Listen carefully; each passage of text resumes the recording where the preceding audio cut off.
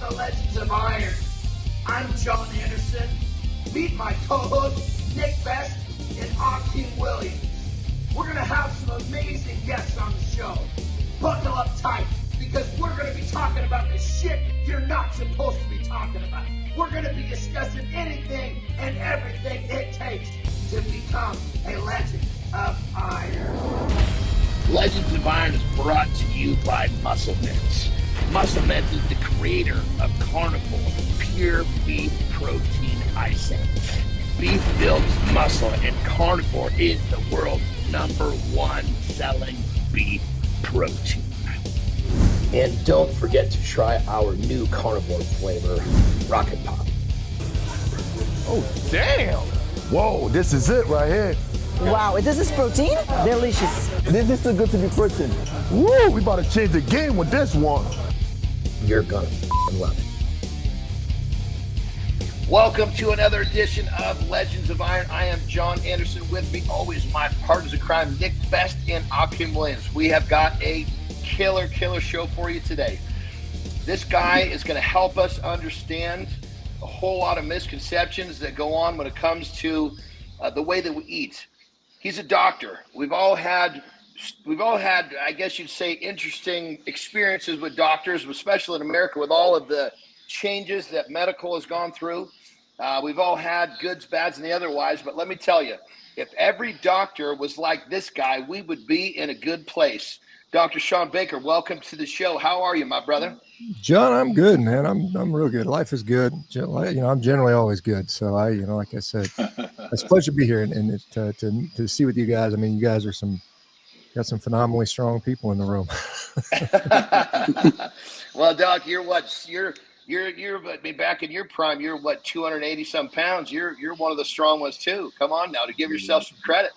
Yeah, I mean, I put my time in, and I still appreciate it. And I think the development, cultivation, and maintenance of strength and lean mass is incredibly healthy. You talk about, how to have a healthy population. The fact, it's an interesting thing. We live in the arguably the wealthiest, one of the wealthiest countries, one of the most resource, intensive countries in the world. We have access to everything technologically, and we have a nation of sick, obese, disabled, people. It shouldn't be that way. We should have, everybody should be, a bunch of beasts. Happy and healthy, baby. Yeah. Happy, at very least, happy and healthy. What do you think? Right, Doc? exactly. Yeah? No, absolutely. Well, on that level, I know you're a huge advocate of carnivore, and I know that you've had a lot of experience with, basically helping people go from point A, which is usually not a very good place, to point B, which is a really life-changing experience, into a much better life, which is point B. Share with us some of your experiences with how changing someone's diet using meat can be beneficial. Yeah, I mean, first we have to recognize that diet has a role in health, and I think most of us clearly do. But there's physicians out there that literally will tell you that diet has nothing to do with it, and that's some of the problems we have with this. You even have gastroenterologists who say that, well, diet has nothing to do with your gastrointestinal issues, and you're like, are you really went to medical school? Why did they get a degree? Somebody gave them the degree then. Yeah, I mean, like I said, I went to the same school as these guys, and there's some point where you got to where's the common sense in this stuff going on? Yeah. And so, when we accept that nutrition plays a role, and not just a role, but a major role, I think it has a huge role in just about every, certainly chronic disease out there, whether it goes from, obesity, diabetes, heart disease, but even mental health disorders and autoimmune diseases, gut issues, arthritis, even all these things are dramatically affected by what we eat, which makes sense. And, as people, I know guys that are into lifting and bodybuilding, they know what their diet is. I mean, generally every decision you make about what you put in your mouth has a goal, which is usually performance related, body composition or whatever.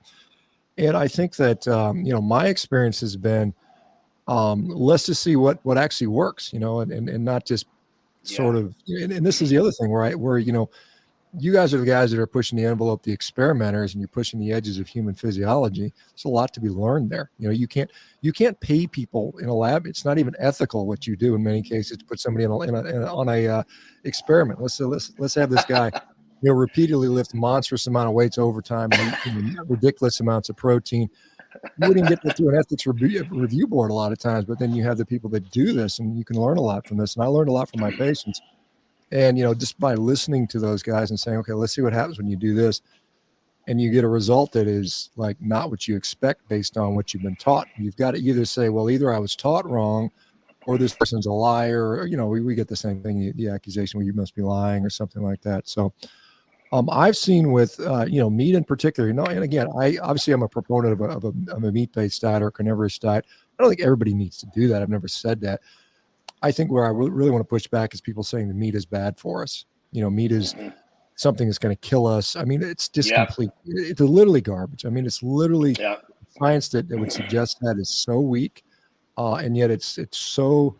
There's people that have different biases, whether they are sort of animal rights people or they are, people that we look at industry. I mean, it's a big bad world out there. There's people like make a lot of money off of sick people, whether it's the pharmaceutical companies or the people that are pushing out all the processed junk food that is just everywhere. And so when you start to sort of really look at it from a 50,000 foot view, you can say, well, these people are, just go in a grocery store and see what people put in their grocery carts and look what they look like. It's as simple as that. Oh, it's hard. bad. You don't go in there. When I go to a grocery store and somebody's got steak and eggs and chicken breast, and that's most of their grocery cart, I'm looking at them and they're usually going to be some big jack dude. I mean, that's the reality of the matter. And I think, so we know what puts on muscle, and it's interesting. I know there's this push for plant-based this and that, but I mean, there's no Mr. Olympias that are on a vegan diet. We know even if you can meticulously take protein isolates from plant source and match up all the leucine and all the amino acids, you're still leaving out the fact that cholesterol has a role in muscle protein. Absolutely. Numbers show that the cholesterol is anabolic. I mean, you can go back to guys like Rhonda and these other guys that were talking about this in the 1940s and 50s. I mean, this stuff has already been figured out. We're just trying to catch the scientists up. And as you guys, anybody's met the doctor, and you're looking at a doctor and he's some scrawny guy or some guy with a big old belly telling you how to be healthy, and you're like, wait a minute, dude. It doesn't make sense, right? So that's just kind of an overview. But I mean, there's specifics. I mean, there's a lot of cholesterol is going to kill you, red meat is going to cause cancer. We can sort of look at all the data and show where that doesn't actually hold up. If you guys want to look at that, I mean, I can talk to us a little bit about that, Doc. I mean, clearly, because you hit on the head. One of the biggest misconceptions is, red meat's bad. Red meat's going to kill you. It's going to give you this. You're the doctor. The studies. Lay that stuff out in factual and facts for us. Right. Well, I mean, I think just if we look at, for instance, what is my cholesterol? Is diet going to affect cholesterol or not? And, in some cases it does. Some people will eat a bunch of meat and eggs and their cholesterol will go up, and that'll set off alarm bells. And the question is that a reason for concern or not? And I think many physicians still don't know what to do. Most of them just reflexively say, well, I'm so used to dealing with obese people that are pre-diabetic, that are hypertensive, that are chronically inflamed, that can't do anything. And in those people, they just plug in my formula. And I'm going to put you on a statin. I'm going to tell you to go eat cardboard. And what we see is, when we look at, there was a huge, literally the largest study that's ever been done in Korea, done in 2019. It looked at 12.8 million people, and it looked at what their cholesterol level was and whether they were going to die or not. And, the standard physician answer is if your cholesterol is above, total cholesterol is above 190 or 200, they want you on a low-fat diet, they want you on a statin. Well, what this study found is that 12.8 million people, the average between 210 and 250 were the people that lived the longest. And if it went much above that, it made very little difference. But if it went significantly below that, you started seeing people drop dead a lot quicker. And so low cholesterol is actually more problematic. That same exact data was shown, I think, in 2021 on the NHANES data. NHANES is one of the largest databases in the United States. Same sort of thing. Low cholesterol predicts less likelihood to live. Higher levels of cholesterol, you do better. And at the very, very high levels, it only makes a slight negative effect. And that's general population. That's not lean guys that are strong and healthy. So that's probably even more skewed that way.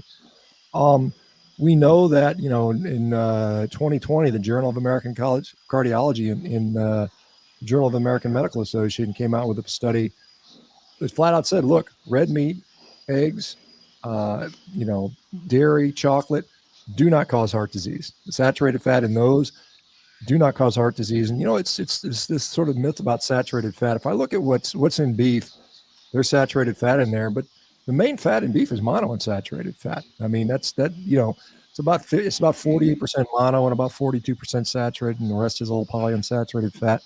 And so, and beef is just not a glob of saturated fat. I mean, obviously, there's very bioavailable protein, plus all the carnitine and the choline and the creatine and the, carnosine and the taurine and anserine and all these other beneficial products. Beef has something like 50,000 unique nutritional compounds, and they're not found in plants. And the other thing is, we hear this, well, I got to get my phytonutrients. Well, guess what?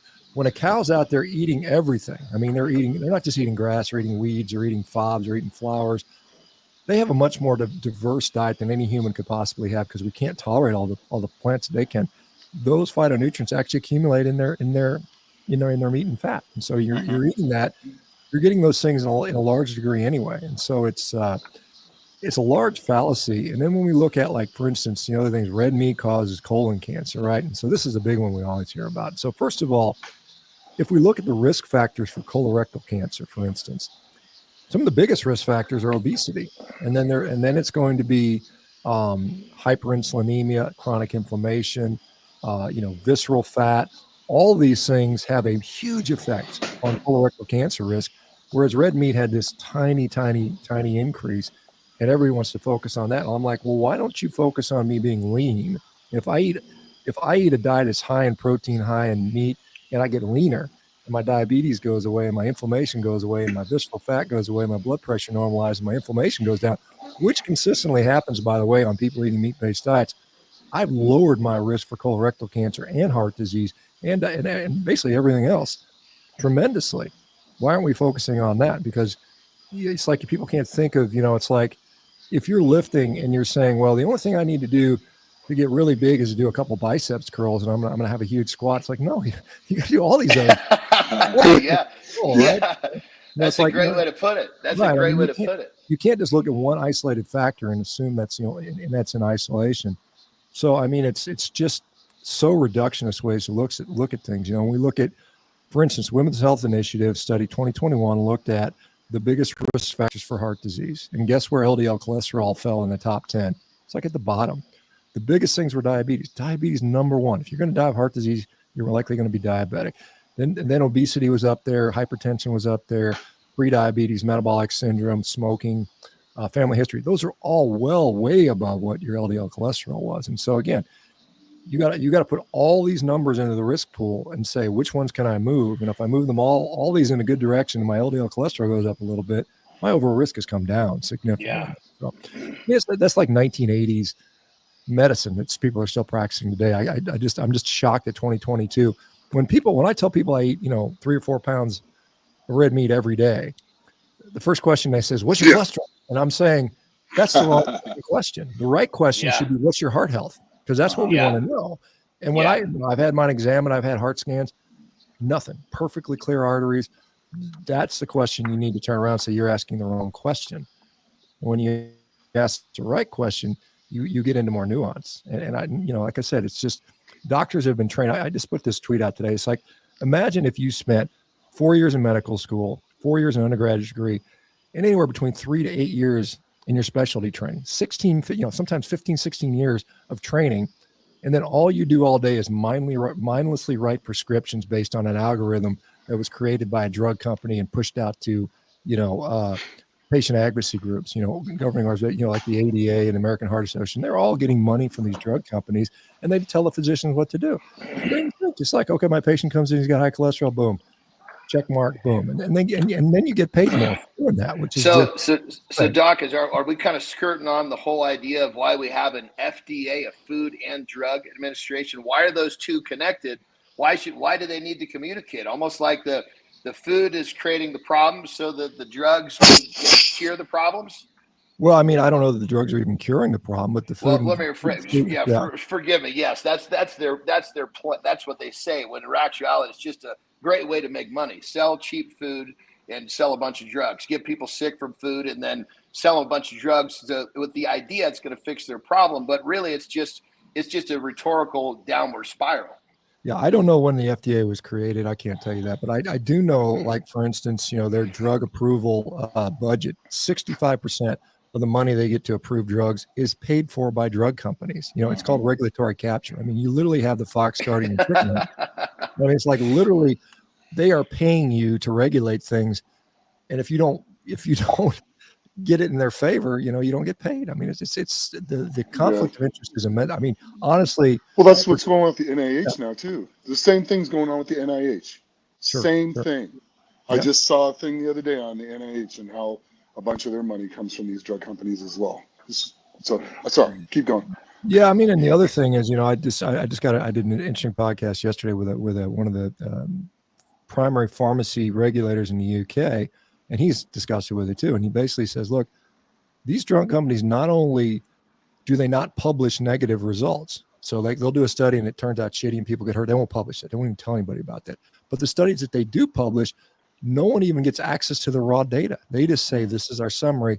Even the peer reviewers at the journals don't have access to their data because it is proprietary corporate data that is protected, copyrighted, oh my God. So no one knows what's going out there. And so what they publish, and I guess in the last 10 years, interesting, he told me in the last 10 years, they've changed the law so they have to be more open about it.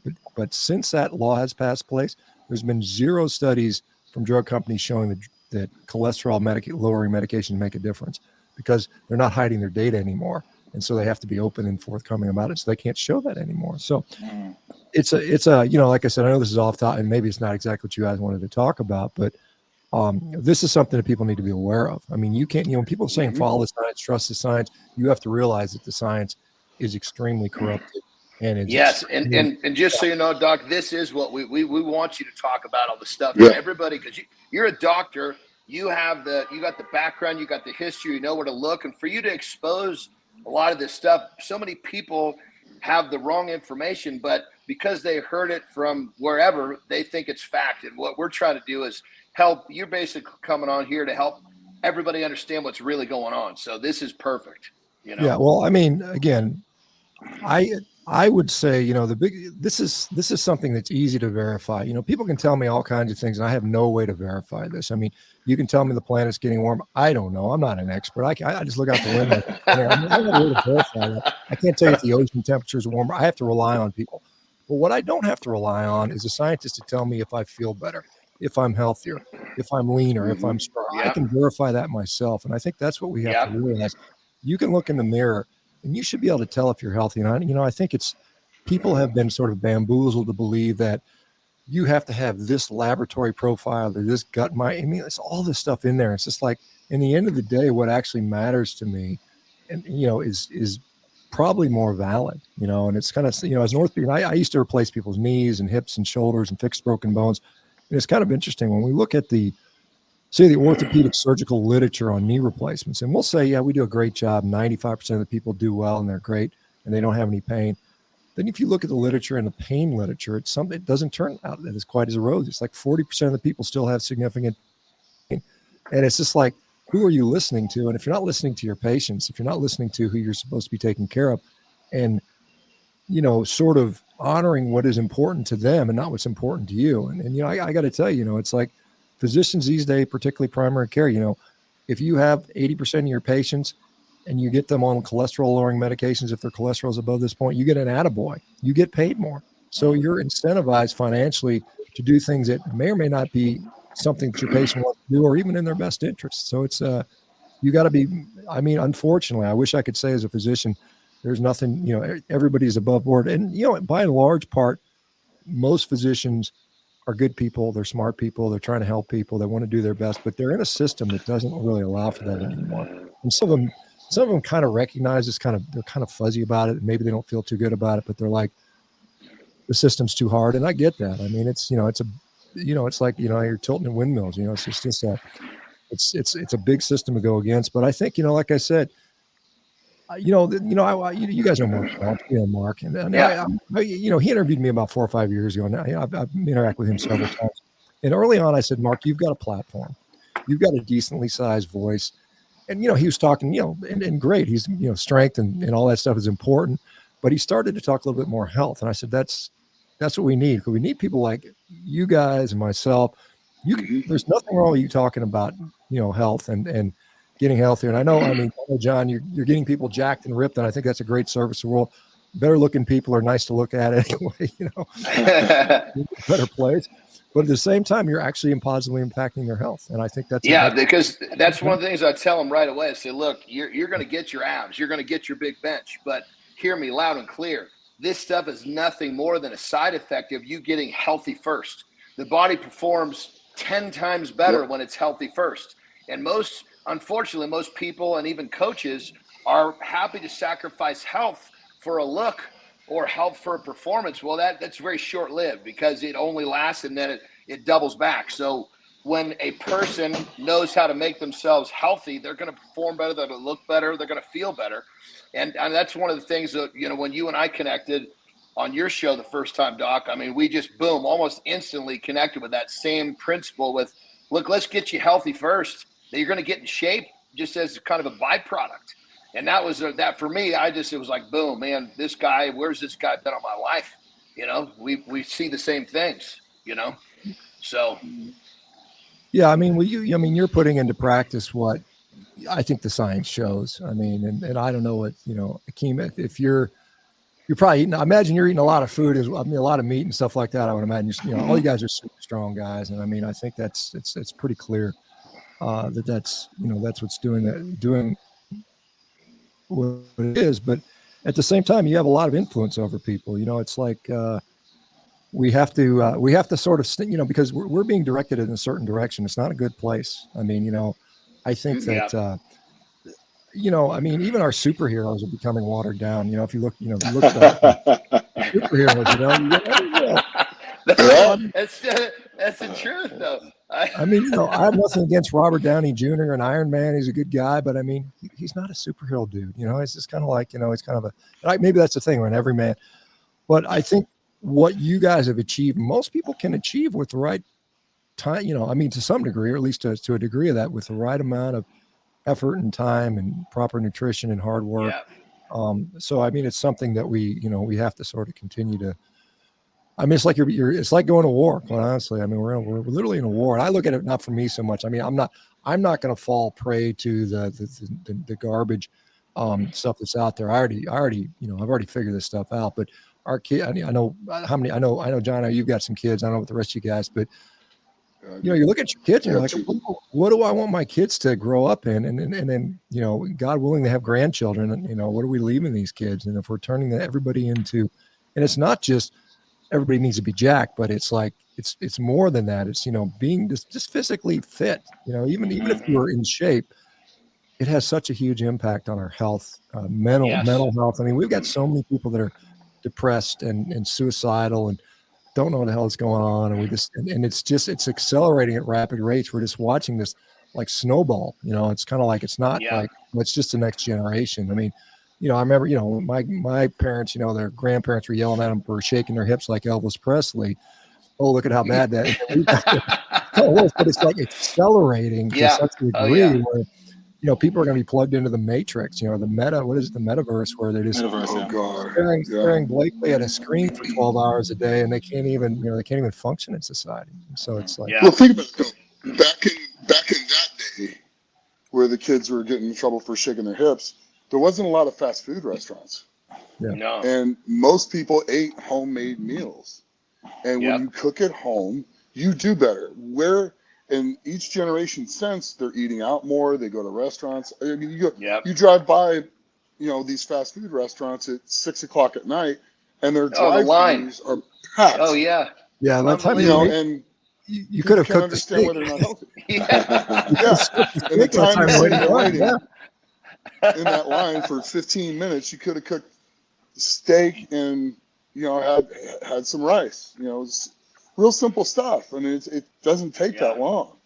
Yeah, I had seen an article talking about the fact that breakfast cereal was going out of favor with like Generation Z and the millennials, and I thought, well, that's kind of good because breakfast cereal is probably not the best thing you can have. I'd just eat eggs for breakfast. But the reason wasn't because what you thought it was. The reason was this: The reason was because a bowl of cereal was too much work. You had to actually pour it in the bowl. Oh my God. You had to rinse the dish. So they want to just open a package, shove it in the mouth, and that's what they want to do. They don't even have time to make a bowl of cereal. I mean, that's how bad it's gotten. And so, I mean, my kids learn how to cook. I mean, it's like it's an essential survival skill. I mean, it's like we're being, we're going to be like these eyeless fish. Like there's fish that they live under with there's no light, so they lose eyes. They don't have eyes anymore. They need them, and they're going to be like kids that don't even know how to. I don't know. They don't know how to do anything.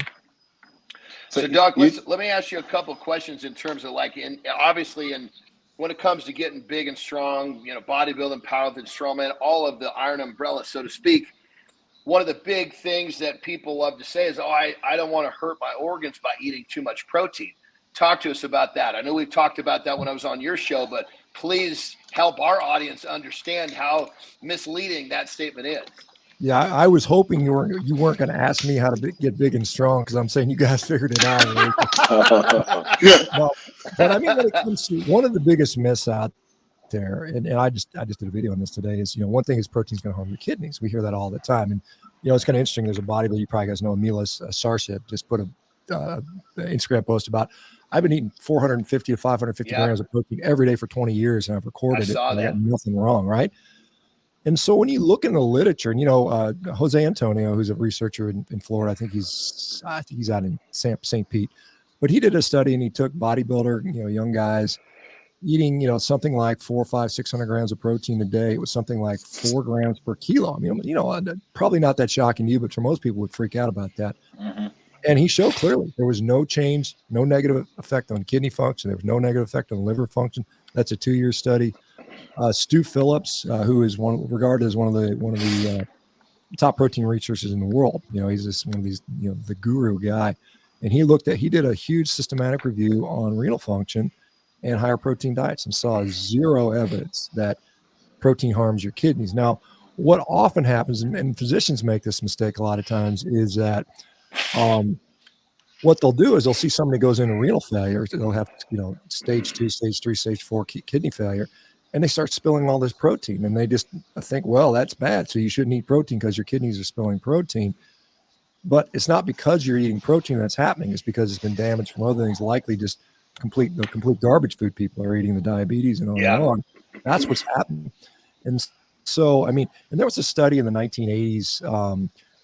Dr. Brenner did some studies on rats, and they showed that if you feed rats super high protein diets, that they will have some kidney issues. But again, guess what? We're not rats. We have very different physiology on that. The interesting thing about high protein diets, generally, and I've actually, David Unwin's a researcher out of the UK. He's a family physician, and he did a longitudinal analysis on patients he was putting on lower carbohydrate, higher protein diets, and they were actually reversing their kidney disease. Their kidney function got better. And the other thing I think you need to be aware of, and most physicians aren't aware of this, is when you go to the doctor and they'll draw like a standard chemistry panel, and it's got your sodium, your potassium, your calcium, they'll have your albumin, and they'll have something called a GFR, glomerular filtration rate, and they'll have something called a creatinine, right? Not creatine, but creatinine. And creatinine, typically in guys that are big and strong and lift a lot of times the creatinine's high. Oh, yeah. And there's a formula. It's just an estimate formula. It'll get your GFR, and it'll say your GFR is low, and that's associated with kidney failure.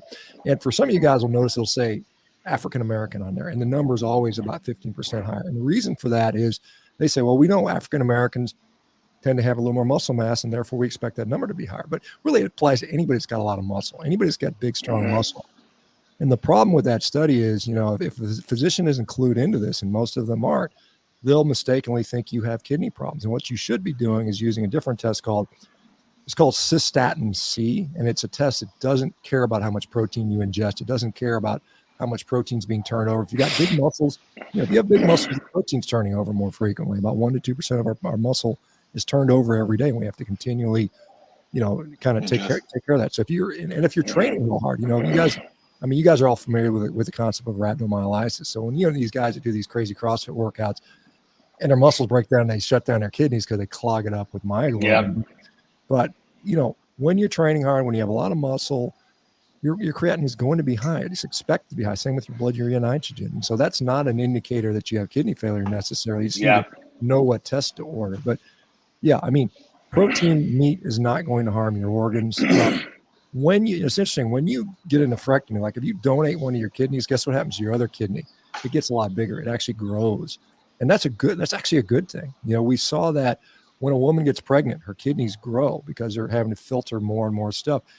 And to say that because my kidneys are working and getting bigger and stronger, I guess you can use that word, is a bad thing. It's crazy. It's like saying, well, my heart muscle got stronger because I exercised. My muscles got stronger. If you're afraid of having bigger biceps, then you should be afraid of having bigger kidneys. And in fact, when we look at older people as they get older in life, if you take a CT scan or an MRI of a whole body CT scan of an old person, you see when they get all decrepit, everything shrinks. Their kidneys start to shrink, their skin shrinks, their bones get narrow, their muscles shrink, their brain shrinks. Everything is shrinking down.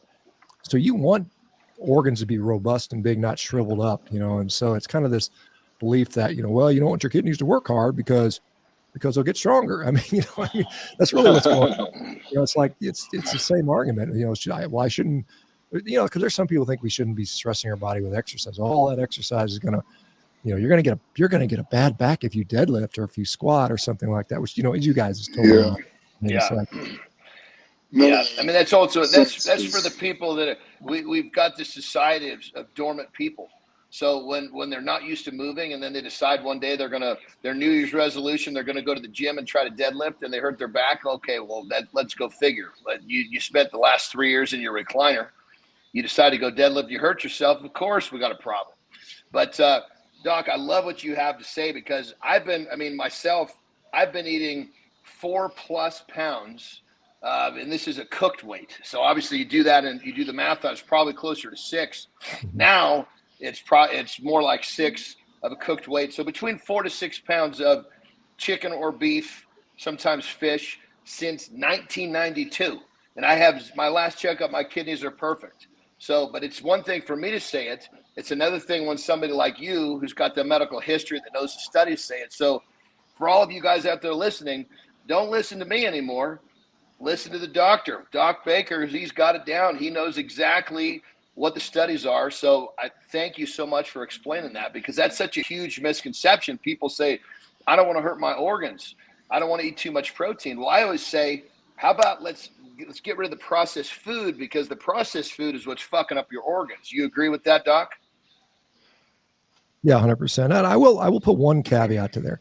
There's no reason to eat 500 grams of protein a day if you're not working out, though. I mean, and I think this is where I think, eating whole foods is better than protein powder because you get a satiety feedback. I'm not going to sit there and eat 6 pounds of meat and not train. I mean, I'm just not going to be able to do that. I mean, like I said, I can eat 600 grams of protein powder. It's very easy to throw, 5 scoops of protein powder and mix it in a bunch of water or milk, and you can suck that, and you can get 250 grams of pop and do that a couple times a day without the satiety. So you've got to be, you've got to, and this goes back to something I said earlier. And John, I know you're a big fan of eggs and whole foods and stuff like that, but I mean, the cholesterol has a role there. Cholesterol is not to be demonized. I mean, we need cholesterol for so many functions, and it has such it just flat out does have a beneficial role for muscle building. I mean, it's clear. I mean, so most people don't understand what those functions are. Can you explain what cholesterol's function is so that people understand? Because that's another thing that they just don't know what it's supposed to do. Yeah. So cholesterol, first of all, cholesterol is represented in every single cell membrane in our body. So every single cell membrane in our body. In fact, 25% of our cholesterol is occupied in our brain. I mean, our brain utilizes basically 25% of the cholesterol. Our brain is a very fatty tissue itself, but I mean, cholesterol is a precursor, structural hormone for all kinds of hormones. Whether it's vitamin D, whether it's progesterone, like pregnenolone, DHEA, androstenedione, testosterone, all these things, our sex hormones and other hormones are made with cholesterol. Cholesterol has a role in immune function. We know, we just went through this pandemic. People that had low cholesterol had a worse outcome across the board. If you had low cholesterol, you're more likely to be hospitalized, more likely to die. Cholesterol has a big role in immune function. Again, hormone production. It has structural implications. I mean, it has a protective role in our gut. I mean, every bodily function, cholesterol has a role in that. And so to, minimize it either through diet or drug usage, it's a statin drug or one of these PCSK9 inhibitors, which is a new drug, you are likely putting yourself, you're compromising your health with this. And I mean, it's just maddening that we continue to use that as a paradigm as physicians. I mean, we're really just harming people, quite honestly. So let's talk about, like, for example, 1980s, you had a different tone, a different look in terms of what was socially acceptable as based on what your average American looked like. Like, for example, you talked about the superheroes and stuff like that. Yeah. Fast forward to 2022. Right. You see what socially. Yeah. I mean, I think we're seeing, we're just seeing a, a Sports Illustrated swimsuit model cover girl is obese. I just put it up. I just, you've got that. And I mean, there's nothing, and I want to say fat people are not bad people. We should not say anything's wrong with a fat person. They're not a bad person, but being fat is bad. I mean, and I want to, and I know there's a lot of small and big guys that they gain too much weight, but I mean, ultimately it's going to be a problem. But I mean, if you look at a beach picture from the 1970s and 80s, I mean, there's not a lot of these people. There's a few. I mean, when I grew up, I grew up in the 70s. Nick, I don't know. I was born in '67, so I think we're about the same age. And John, I know you're not far behind us. When I remember, I was like a 9-year-old kid, and I watched Bruce Jenner win the Olympics. And I said, "Oh man, it's so cool!" I was excited. He won the decathlon. He inspired me. He doesn't inspire me anymore, but I mean,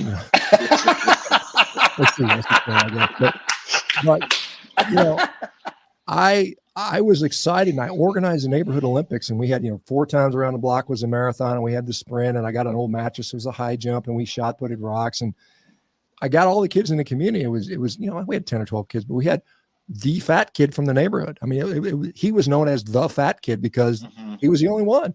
I mean, and and I'm sure he's a good kid and everything like that. I remember his name was Steve Smith. Hopefully he's not. There's a lot of Steve Smiths out there, so they won't offend anybody. But I mean, that was a rarity, and now it's every day. In fact, 20%. I think 20% of our kids right now are overweight, and it's growing more. We've got 75% of our population right now falls in overweight. We're at 45% obesity rate. We're going to soon hit 50 by 2030. That's becoming the norm. And it doesn't need to be that way. And the fact that we've got Target mannequins that are now obese, we've got swimsuit models, we got Cosmo. I mean, again, I don't think these people should be demonized, but at the same time, if you don't sort of say this is not something we should be glorifying, it's a real problem. And I think people are afraid to say anything about it because they're going to get pushback. And how dare you point out the fact that the emperor has no clothes? I mean, I think we just have to. And let's just talk about forget overweight or not. Let's just talk health, because the obese are going to be unhealthy. So let's just forget what they look like and talk about health. Well, but I agree with you 100%. It's somehow it's becoming more accepted. And it's not just obesity as a problem, but it's also frailty. We've got the other side of the coin. It's not just as skinny as possible, and we've got just as much of that, quite honestly. And with this plant-based movement and all this stuff, we have people we know, like for instance, plant-based diets are associated with higher fracture rates. We clearly know that there's about a 43% increase in fracture rates of all causes if you're on a plant-based diet. We know there's higher mental health issues. I mean, that's clearly multiple studies have shown higher that. suicide too, correct, Dr. Baker? Violence, suicidality, depression, anxiety, all those things are occurring, and then there's a number of other problems with that. Higher rates for hemorrhagic strokes. There's lots of things we can talk about with that. But I mean, I think like we mentioned with the superheroes, it was Arnold and it was Sylvester Stallone and it was, those guys that were just big, strong guys. And now that's being, we're all these toxically masculine men right now. We're trying to be, just stay in the cage and don't interact in society. But I think, if anything, we need more people that are willing to say strength is a good thing. Nothing wrong with being a strong man. I mean, in fact, that's something you should aspire to. And I think, I know for me, when I'm stronger, I'm just mentally happier. I'm probably less likely to be aggressive or violent when I feel good. I mean, it's just like you feel better. You're generally happier. Granted, people don't walk up to you and mess with you when you're a big guy, but at the same time, even if somebody gives you a hard time, you're more likely to say, hey man, don't worry about it. I'm good. Whereas these people that are sort of sickly and tired, they're going to be more, it's like an injured animal. You know, when you corner an injured animal, they're ferocious, right? Yeah. So we have a whole society of people that are walking around. They've got a hair trigger. I mean, we're at a time where everybody's being divided, whether it's through abortion or race or COVID crap. It's just ridiculous. Politics. Yeah. People are, and then you put into that, the fuel to the fire is a crappy diet, and no one's nourished. Their brains aren't being nourished well. It's a bad time. And so these people that are eating well and taking care of themselves, we just need to lift everybody else up and say, hey, look, man, I understand. Come on, we can fix this stuff. And I think we need more men, and I'm going to put it on the men because, this is more people. I mean, we're the people that can make a difference, and we should use our platforms to say, hey, look, and all of us have our different particular bent.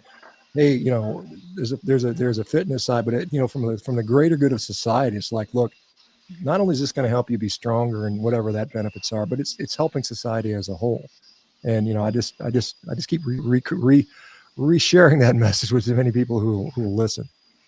Yeah, and it's a great message because when it comes down to it, unfortunately, I don't think the masses understand that most of the food that they're consuming is actually poisoning them. It's really. I mean, when people go shopping and they shop, basically you got to be healthy. You really got to shop around the outside where everything's refrigerated. You shop on the inside. If you're buying shit in a box or a bag, the odds are it's not going to help you be a healthy person. But unfortunately, there's so much information that supports this, that tells people the wrong shit. So, Doc, I love your message because what you're saying is so true. The problem is it takes somebody like yourself that has the title, a doctor. I can say this shit all day and people think I'm just a big dumb meathead. The big dumb son of a bitch, he doesn't know what he's talking about. He'll be dead tomorrow. I get that, John, but I mean, that doesn't have to be the case. I look at, guys like Stan, Stan, everything that you guys are Stan, he'll put up stuff and he'll just share it. And, he's not a scientist, but guess what? People reading those studies, because they don't even know they exist. I mean, if you talk to the average person, I think that the best way to be healthy is a vegan diet because we've had PETA and these people putting out all this propaganda for years, and it's just a number of boots on the ground. I mean, it's whoever gets the message out there, and it's like you guys that know what works for you and what's real, and you just say, hey, Doc Baker showed up a study. Let me reshare that and let my audience know about that. And that's how we sort of metastasize this thing, in a good way to do that. But your point about the food, I mean, if you look at, you're like, well, who the hell eats all this crap in the middle of the supermarket? Well, guess what? It's there for a reason because people buy the hell out of it. And you just got to go look at the grocery cart, see what's there. And so, it's kind of like one of those things. Yeah. I mean, it's in the store because people buy it. And, like I said, when I go to the store, I just walk back to the damn meat counter. I just go buy half a cow. So my shopping's pretty easy. I'll go in and buy a couple dozen eggs or something. Usually I'm buying like 50 or 60 at a time, which, it's probably not surprising to you guys, but I think also one of the things that you guys also fail to point out to is basically the cost in terms of eating healthy. Like you go to the supermarket and you buy eggs and meat and stuff like that, it's way more expensive than buying a bunch of junk. So sometimes the cost plays a factor into that too. So it does. And I think this is a real shame because, when we look at, sort of, impoverished populations, they disproportionately bear the brunt of chronic disease because they just eat the food they can afford, which is really cheap stuff. Yeah. And I think this is something that this is a problem with demonizing meat. And I'll say this, and a lot of people get mad when I say this, but if I go to a fast food restaurant, McDonald's, Wendy's, Burger King, and I just get a burger patty, that's actually a health food. I know people say, fast food, but it's really not a big issue. And that you can find those places in every single place in America. I mean, whether it's the inner city or some rural podunk town, they got a McDonald's, or they got a Wendy's or something like that. You could literally go there, and it's literally a loss leader for those companies. McDonald's doesn't make much money on their beef patties. I mean, they make money on people buying the fries and the Coca-Colas and stuff like that. That's their cheap products. They get you in the door with the meat, just like Costco. They get you in the door with the rotisserie chicken, but they lose money on that stuff. So you can literally walk into Burger King or Wendy's. I'll go in there and I'll say, hey, man, you guys sell single burger patties, by themselves? And I say, yeah. And I say, what is it? So it's like $1.49. So give me 10 of them. just to negotiate the price up front, because otherwise, you'll come back and they'll try to put, make it a hamburger and you just end up paying 3 times the price. But you could literally do that, and you could get healthy with regard to that. But yes, but most people will see, they've got whatever Oreos on sale for 2 for $1 for, $1.49 for that. Yeah. And it tastes 2 for $5. Yeah, it tastes good. That's the thing. And the food companies know it. They've engineered the hell out of it. The Bliss Point and Moskowitz came up in the 70s. Look at Akim. Look at Akim. I'm laughing. He's doing that one. Yeah, he's I'm laughing because he talked about going to McDonald's and ordering just a burger. Now, fast forward to 2000. I think it was 2011. My first bodybuilding show. You want to know what I dieted on? What was that? The Subway chicken breast. I would go to the Subway and just get the chicken breast. Yeah, no shit. And that's the thing, these companies, they're losing money on the meat. I mean, that's just the model. I mean, they get you in the door and they sell you all the other stuff. But if you just say, hey, look, I just want the meat, that's actually generally pretty good. I mean, it's a hell of a lot better than going to the grocery store and getting all the garbage. I mean, because that's what most people are doing. And then they're like, well, how dare, which always makes me laugh when people are saying, well, you're eating meat and eggs and you're unhealthy. I'm like, well, wait a minute, you're eating cookies and you're eating soda pop and all this crap and telling me how I'm going to be unhealthy when, and you look at you and look at me and it's just like, it's a big difference. But yes, it doesn't have to be super expensive. And if you look at the cost, for all these other foods, and then, it's just like people going to Starbucks and ordering 2 coffees. I mean, you can literally, you can get a couple pounds of ground beef for $7-8. Christ. And every time I go to Starbucks with my wife, it's $30. It's like Starbucks is, if you cut Starbucks out of the way, you can eat well for the day. Absolutely. That's good stuff, Doc. I mean, again, our platform, we're 3 big guys, and so what we talk about is, obviously we speak from experience, but there's always the people that will tell us, hey, you don't know what you're talking about. The medical field says this. And so talk to us a little bit more about, we touched on in the beginning, was the fact that there's the medical field and doctors in general, they really are not schooled on a lot of this stuff. So a lot of information that people get from the medical field is really kind of pointing them in the wrong direction. Well, I mean, again, you have to consider the perspective of the physician. Most physicians, they don't really know much about nutrition. Don't go to a doctor for nutrition advice. I don't go to a doctor to teach me how to lift weights. I mean, you know better than that, right? But what they're going to see is they're going to look at risk factors, and they're going to say, well, we think cholesterol is a risk factor for heart disease, and therefore do whatever it takes to lower that risk factor. But they don't have a very good sense of, like how to measure things. What is over? You say, well, again, if I were to say, what's going to make me a good bodybuilder, or what's going to make me a strong power lifter or a strongman competitor, there's going to be like 20 or 30 things you're going to put together. You're not going to rely on just one thing. If somebody said, hey, I get 8 hours of sleep and that helps me be a strongman, you're not going to just only get 8 hours of sleep. That's not, you're not going to be playing on the world's strongest man stage just because you slept 8 hours a day. I mean, you got to look at all it. Same thing with risk. It's like data, but there's all these other things that go into that. And the more important thing is, like I said, if I'm worried about my heart, let me look at my heart. There's tests where you can do that. You can get anybody over the age of 45 wants to look at maybe a coronary artery calcium scan. You can get that done for $75, $100. You don't even need a doctor to do it in most places. And they'll tell you how much plaque is in your heart, how much calcium. I had mine done at age 52 after eating a bunch of meat for years and years and years and 2 years on a strict carnivore diet, 0. Completely clean arteries. And I think that's something that we have to sort of realize. There's risk factors and then there's actual disease. If you can measure actual disease, it's far better to do that. That tells you what's actually going on, not what may happen. What might, because a lot of people will say, well, you shouldn't lift weights because, when you're old, you're going to be all arthritic and beaten up. And, how long you guys, Nick, how long you been lifting for? God, 34, 40 years, I'm sure. Same thing, John, and came out. Yeah, 30. Yeah. So, I've been lifting for 42 years. Man, I'm good. I mean, like I said, it's just like there's people that just don't know any better. They're just talking nonsense. Well, here's the other thing. Whether you lift weights or not, you're going to end up that way anyway. You're going to end up old and arthritic no matter what you do. And that's what people don't seem to get either. But I'd rather have a lot of muscle mass on my body that can take the pressure off of joints in my spine and everything else that can handle all that, instead of it all being put directly on those things. Well, I'll talk specifically about arthritis because I'm an orthopedic guy. That's what I used to replace knees and shoulders and hips and all that stuff. And it's interesting. And your point is well taken. It's like I had a friend of mine who he had some low back issues, and his solution was, well, having weak legs is not going to make that any better. So, he kept training and getting stronger and getting stronger legs.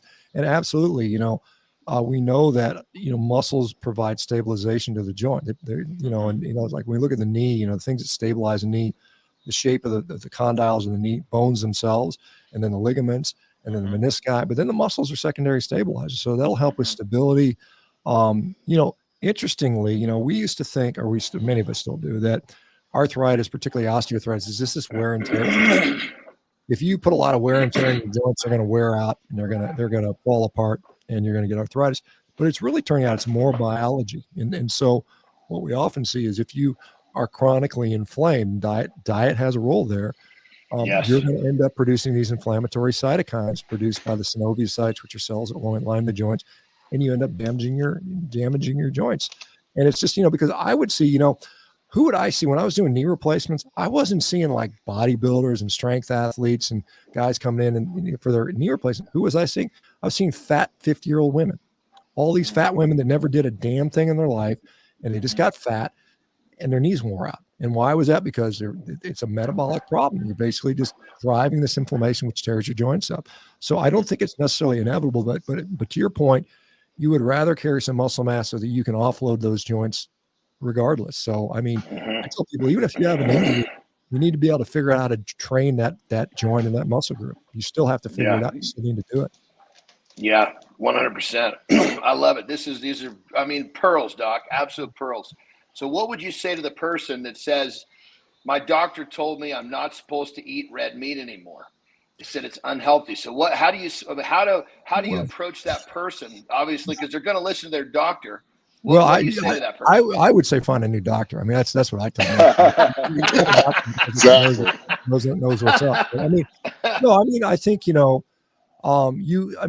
you have to dig down specifically and say, well, why is that? Why are you concerned about that? And then if you say, well, I think it's going to cause heart disease or whatever. And then you just start to, you just have to pick that apart. You have to be your own advocate. And you have to educate yourself. I'm happy to go to a doctor and say you're full of shit and this is why, and these are my 20. I do this for a living. I've been studying nutrition for the last 10 years, specifically around meat. And but not everybody has the opportunity to do that. So I think you just have to, you might make it easier yourself. Fortunately, in the United States, you usually have the luxury of switching to a different doctor. And there's a lot of doctors out there that are starting to kind of figure it out, but most still don't. Most still think red meat is a problem. And, I've converted many of them, thousands of them. In fact, they'll message me and say, hey, dude, I totally get it. I'm telling my patients the same thing you are, and they're getting healthier. And so it's going to be an uphill battle. But again, remember, your doctor works for you. He is your employee. He is a consultant for you, but you're the CEO of your body, and you need to say, okay, thank you. And I thank him. Hey, thanks for your concern. I'll take it under consideration. And then you do what makes you healthiest. And you sort of say, well, what do I want out of my life? Do I, but when they scare you, like, well, in 30 years, you might get cancer. Well, shit. You can make anybody. That's not an argument. In 30 years, we all be freaking living under, Chinese communism. I don't know. What the heck? It's kind of like, give me a concrete today answer. And this is the thing I always go, we're arguing about what diet's going to make you live the longest. And I straight up tell them, I have no idea. I don't think anybody knows. What I do know is I can take people that are unhealthy, they're sick, they're overweight, they're diabetic, they're depressed, and make them not that anymore. And that should be my role as a physician. And if we focus on that, getting people unsick now, today, the future will take care of itself. And you just got to keep doing the things that work for you, right? Yeah, absolutely. Here's a kind of an interesting question for you, Doc. And it's fun, but I think there might be some interesting information you may give us. So knowing this whole timeline of, food and, misinformation and all this kind of thing, if you had the opportunity, because you talked about, helping people understand and live a healthier lifestyle through food, if you got to go jump in a time machine and go back somewhere in the timeline of the human race, there's got to be some sort of a tipping point where you say, okay, if the crossroad didn't take a right and it took a left, where would you go back? Would you change the timeline of health and food to bring our current society to a better place with health? Well, I mean, you could go back to 1917 when we created the American Dietetic Association. So this is the beginning of nutrition science, basically formally. And most people don't know this, but this was created by basically a Seventh-day Adventist group that started this thing. It was, I'm forgetting the name of the gal right now, but Ellen White was might have been Ellen G. White, I think, was the one that started all of this. She was a Seventh-day Adventist, and then I can't remember the name of her disciple that started. And from the beginning, for they don't know, the Seventh-day Adventists, who are, in Loma Linda, California, is one of their kind of headquarters. They believe passionately that this Garden of Eden diet, this vegetarian diet, is the route to, holiness and, anything. And, you go back to, John Harvey Kellogg and these guys, where they were, they were basically, red meat is the root of all evil. It leads you to have lusty thoughts and, masturbation and all this stuff. And they were literally. Well, that's my problem. That's why I was such a horny little guy. I was eating too many it's true. I mean, it's true. I mean, it actually does cause you to work better. But I mean, I think if you could go back and say, okay, we're going to start nutrition science from not a religious perspective, but just from a purely scientific perspective, and just ask the right question, and I think the problem is, again, I keep thinking we don't ask the right questions. And, we have this, again, I mean, nutrition in for the last 12,000 years, again, if you believe in sort of an evolutionary model, and man has been around for a while, and we had this evolutionary process, it's very clear. I mean, we all understand there were hunter-gatherers and then we were farmers. I mean, regardless of when you think man began. And the data is pretty compelling that once we dropped it a grain-based agricultural society, it allowed for some great things. It allowed for civilizations. We no longer had to wander as nomads, so we could collect together. We could grow a civilization. We could share ideas. Technology could develop from that. But at the same time, our health took a turn for the worse collectively. I mean, individually, we all individually got sicker. We ended up, most people don't know this, but the human brain actually shrunk about 150 cc's during the transition, from, early. Really? Yeah, we went from 1500 cc's to 1350 on average. Crazy. So the human brain has actually gone down. And there's reason people think that. Now, some people speculate it's because the quality of nutrition got worse. We just ended up eating a mostly grain-based diet, which is kind of limiting in the nutrition it provides.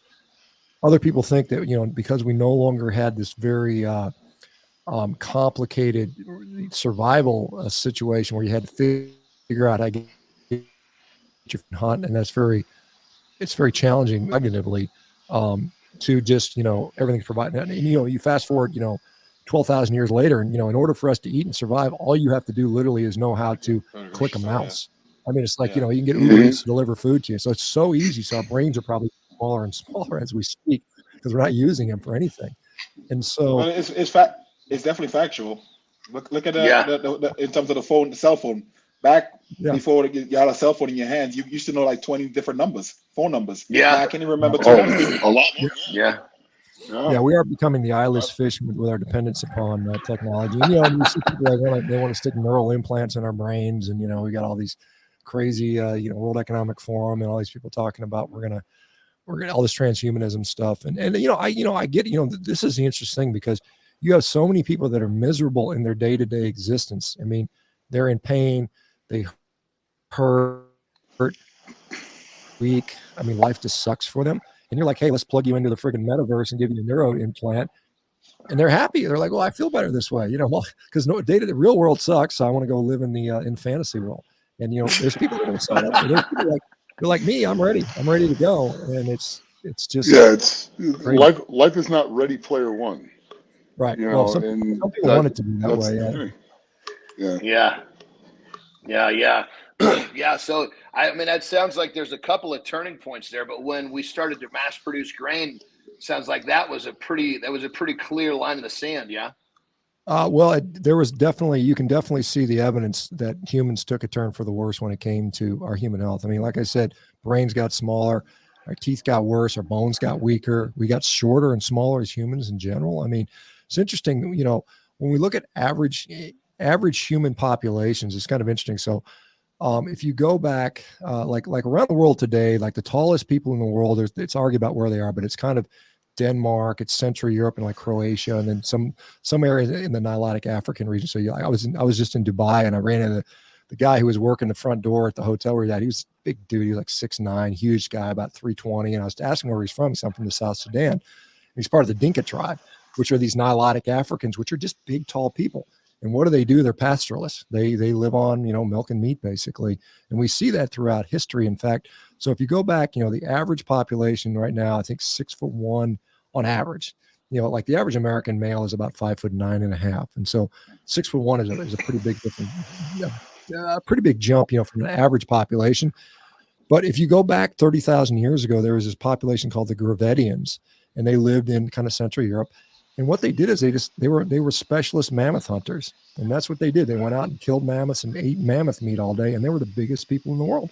So these guys were like jack guys walking around at 6'7", 6'9", kind of average. And this is what the human species potential is. And so everywhere in the world where you see these really small populations, generally it's because the food has been poor quality. And so we see them through much of that, you know, parts of, you know, Southeast Asia particularly. We see these stunting different parts of Africa where the nutrition is poor. People are just smaller. And so, you know, you can just see where whenever you add animal nutrition to any of those places, it's dramatic. We see this, and we're seeing it in China right now. China now, as they were getting more, more wealth, they're getting taller and taller. You know, Japan, you know, back late 1800s, the emperor was pissed off because he couldn't get enough people to join the army to make the minimum height. And the minimum height for a male back then was 4'11". 4'11" was a minimum height to get in the military, and he couldn't fill out a military. And they were all vegetarians. You know, Japan was like vegetarian 200 years ago. So they started bringing meat back in, and so they started getting taller and taller populations. And now you get, like in China, like the same thing. You get the Yao Mings and the giant people coming from Asia because they're improving the quality of their diet. Mm-hmm. Wow. Makes sense. Yeah, that's.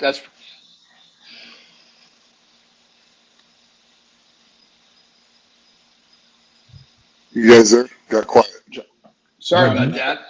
Sorry about that. I had a little brain fart there with the service. Anyway, yeah, that's really interesting there, Doc. I mean, one more time, what the mammoth hunters? What were they called again? They're called the Gravettians. So Gravettian. You can look them up, Gravettian mammoth hunters, and you just read about it. It's pretty cool. It's kind of an interesting population. But yeah, we were eating those big mammoths. You know, it's interesting, and people think, you know, people were like, well, eat meat in desperation. You know, this is, if you listen to the vegans, well, we only eat it because we had to, right? You know, and it's like, well, why did we stop when we developed agriculture? Why does every single population, even the people that live like the Bolivian, you know, indigenous tribes that live in the middle of a friggin' fruit forest still hunt? You know, why do they do that? You know, because they know they figure this stuff out. We need, you know, it's so important. But, absolutely. The thing is, you know, elephants actually are relatively easy to kill, which most people would think, wow, they're big animals. But, you know, humans are pretty crafty. I mean, we are the best hunters on the planet, you know, and it's the other thing that's interesting is humans are the most geographically diverse species on the planet. We occupy every single place on Earth with the exception of Antarctica. And there's no other animal that does that. And the only other animal that comes close are wolves. And what do wolves eat? I mean, they're basically, you know, true. So, you know, and again, I'm not saying, you know, I clearly read my book. I say humans are omnivores. We are omnivorous, but we are opportunist, carnivorous, facultative carnivores. We do well on meat. I mean, the more high quality nutrition in our diet, the easier it is. I mean, it's like, you know, if you look at, like for instance, a lot of people say, well, look at a gorilla, you know, they're 350 pounds and they're jacked and all they do is eat leaves all day. It's true. But, you know, if you look about a gorilla will eat between 50 and 75 pounds of food a day, 50 and 75 pounds of food. God, that's not sustainable. Right. And they, you know, and they're about the same size as Nick, you know, I mean, Nick, you're probably what? So, I mean, if you imagine you had to eat 75 pounds of food a day, right? I mean, I couldn't do that. They literally spend 80% of their waking hours chewing. 80% of every moment they're awake, they're chewing food. and then they're crapping and then they're recycling their crap because they're not getting enough B12. That's a different topic, but we don't have to do that. We're more efficient. We're much more efficient at that. So. Yeah, I love it. I'm only Doc, you're like a small silverback, a medium-sized silverback. That's it. So, Doc, we've had you on here for an hour. We really appreciate your time, but I got one more question for you as we kind of wrap this up. And this was such a great experience. I mean, we're going to definitely have to have you come back when you've got the time. Oh, yeah. But you've uncovered such great information. You've given our listeners such great pearls to think about. So, if you have if you could kind of give us like a thesis, give us a message that our listeners could kind of take from this. If you had to give them one thing to run with, what would it be? Yeah, I think that you should prioritize lean mass and strength as a marker of health. I think that is probably, I think if you want to measure one thing that's going to associate with better health, better function outcomes, and then you figure out how to get there. And then when you figure out how to get there, you'll probably reach a similar conclusion that it's eating a lot of high quality protein, getting in the gym. And then, the rest of its stuff is, kind of fringe around the ends. But I mean, I think that's lean mark is metabolic gold. Lean mass is metabolic gold. You should preserve it. You should cling to it. You should fight for it. It's worth, it's just going to be such a net positive for your health overall. Yeah, I like it. Well, before we wrap this up, Nick, Ak, do you have anything, last thoughts for Dr. Baker? No, man, this was very educational. I hope our listeners learned a lot today, and just thank you so much for coming on. Oh, my pleasure. Thanks for doing this, guys. And I appreciate having a chance to talk to different audiences. And I got to go find you guys, hunt you guys down on Instagram, follow you guys, and get it inspire you out there and train hard. So thank you guys. Yes, absolutely, yeah. Nick. Thank you. All right. I got a lot of questions, but it'll lead to another half hour to an hour. Let's do this again. Let's do round two. That's it. So, that's it. Okay. Yeah. Cool. I can talk about that. Yeah. That's it. Well, Doc, Thank you so much. Yeah, and I'm a huge fan, Doc. All right, guys. Ever since we first met. Did I lose you, Doc? You still there? I think I'm still here. Yeah, I'm just trying to figure. I've got to actually do another. I get to do no another worries. podcast. I was just saying I'm a huge fan. I want to thank you for your time, and you gave our listeners some great information today. Thank you again, and we look forward to seeing you next time that we have you come on the show. Right, thank you, Doc. Thanks so much. Thanks, guys. Good seeing you guys. Thank you. Right on. Well, there you have it, everyone. There's another edition of Legends of Iron. We sucked every minute we could out of the Doc. We'll get it back again sometime soon for you. He had a lot of great stuff for you guys to digest. Hopefully helps you see things a little bit more clearly on your journey. Bottom line is we're here to make you the best version of yourselves. We'll see you next time. There's another edition of Legends of Iron. Legends of Iron is brought to you by Muscle Mix. Eating like a bodybuilder is not cheap. I mean, have you seen the recent cost of steaks lately?